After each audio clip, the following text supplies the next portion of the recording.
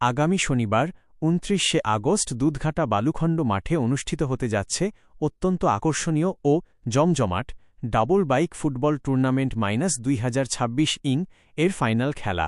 দুধঘাটা বালুখণ্ড প্রগতিশীল সমাজ কল্যাণ সংঘের উদ্যোগে এই টুর্নামেন্টের আয়োজন করা হয়েছে। টুর্নামেন্টের রোমাঞ্চকর ফাইনালে একে অপরের মুখোমুখি হবে শক্তিশালী রোমান স্পোর্টিং ক্লাব এবং আনোয়ার আমিনুর একাডেমি। এলাকার ক্রীড়াপ্রেমী মানুষের মাঝে ফাইনাল খেলাকে কেন্দ্র করে ব্যাপক উৎসাহ ও উদ্দীপনা লক্ষ্য করা যাচ্ছে।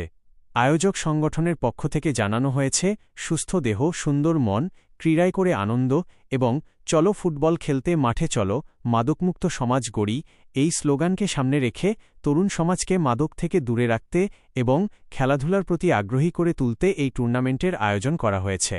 ফাইনাল ম্যাচটিকে কেন্দ্র করে মাঠের প্রস্তুতি এবং সাজসজ্জার কাজ ইতোমধ্যে সম্পন্ন হয়েছে। দুধঘাটা বালুখণ্ড মাঠের এই মহারণে কোনো দল শেষ পর্যন্ত জয় ছিনিয়ে নেয় এবং চ্যাম্পিয়ন ট্রফি ঘরে তোলে, এখন সেটাই দেখার বিষয়। এলাকার ক্রীড়াপ্রেমী দর্শক ও সমর্থকদের উপচে পড়া ভিড়ের মধ্য দিয়ে একটি উপভোগ্য ও প্রতিদ্বন্দ্বিতাপূর্ণ ফাইনাল ম্যাচের প্রত্যাশা করা হচ্ছে।